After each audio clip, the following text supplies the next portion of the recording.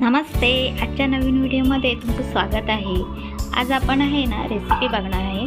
आपल्याला नेहमीच पडणारा प्रश्न म्हणजे जेवायला भाजी काय करायची, असा प्रत्येकालाच दररोज पडणारा प्रश्न असतो. तर मग आज आपण आहे ना अशीच प्रचंड पौष्टिक आणि झटपट तयार होणारी पालक सोयाची पीठ पेरून भाजी कशी बनवायची ती बघूया.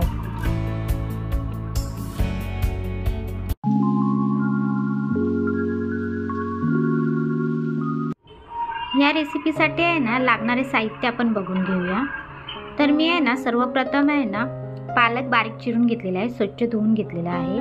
सोयाबीन भिजत घालून नंतर ते मिक्सरला बारीक करून घेतलेला आहे.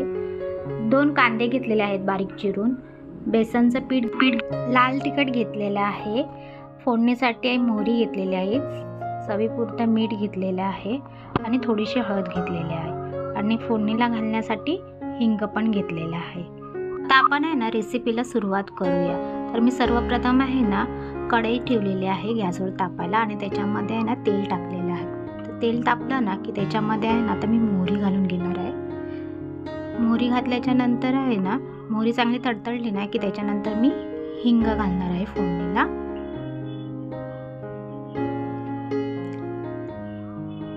आणि त्याच्यानंतर मी हळद पण घालून घेणार आहे.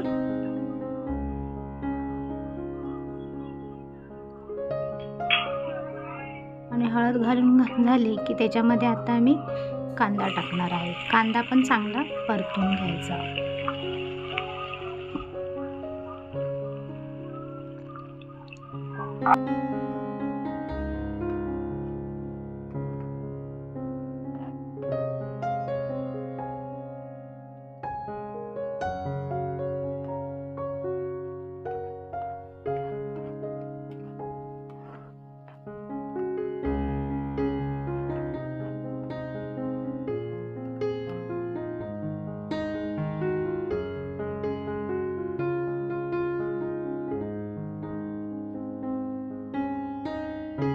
कांदा आता छानपैकी परतून झाला ना की आता त्याच्यामध्ये आपण सोयाबीन घालून घ्यायचं, म्हणजे बारीक करून घेतलेला सोयाबीन घालून घ्यायचा आणि तो पण छान प्रकारे परतून घ्यायचा.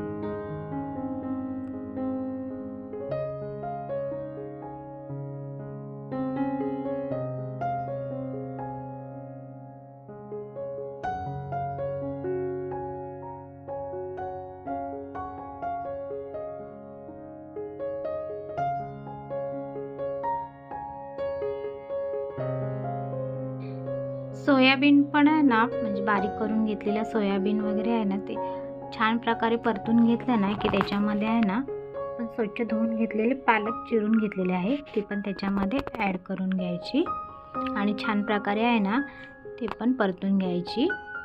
एकजीव करून घ्यायचं छान प्रकारे सगळं मिश्रण. आणि त्याच्यामध्ये आहे ना आता मीठ टाकून घ्यायचं.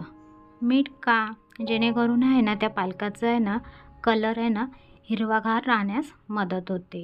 त्यामुळे ना आपण चवीपुरतं मीठ टाकून घेऊया.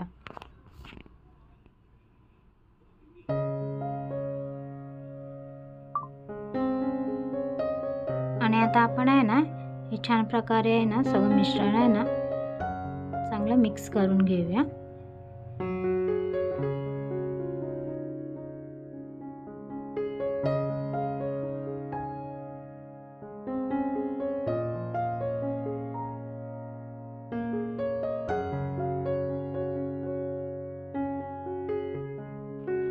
ही भाजी छानपैकी आहे ना परतून झाली ना की त्याच्यामध्ये आहे ना आता अर्धा चमच आहे ना लाल तिखट टाकून घ्यायचं.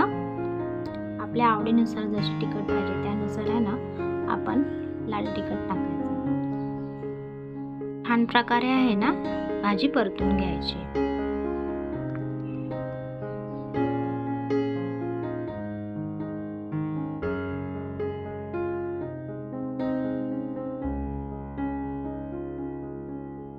भाजी आहे ना छानपैकी परतून झाली ना की त्याच्यावर आपण आहे ना भाजीवर आहे ना थोड्या वेळेसाठी आहे ना झाकण ठेवून देऊया, म्हणजे थोडीशी आपण वाफ काढून घ्यायची. आणि आहे ना छानपैकी परत परतून घ्यायची, म्हणजे शिजले की नाही बघायची. आणि आता त्याच्यावरून आहे ना ते मिश्रण आहे ना चांगले एकजीव होण्यासाठी आहे ना थोडं आहे ना बेसनचं पीठ घालून घ्यायचं. म्हणजे अगदी अर्धा चमचच घालायचं, जास्त नाही घालायचं. म्हणजे ही भाजी चांगली आहे ना एकत्र मिळून जाईल. त्यामुळे आहे ना आपण थोडंसं आहे ना बेसनचं पीठ घालून घ्यायचं आणि छानपैकी आहे ना याला परतून घ्यायचं, जेणेकरून ते बेसनचं पीठ पण आहे ना चांगल्या प्रकारे भाजलं जाईल.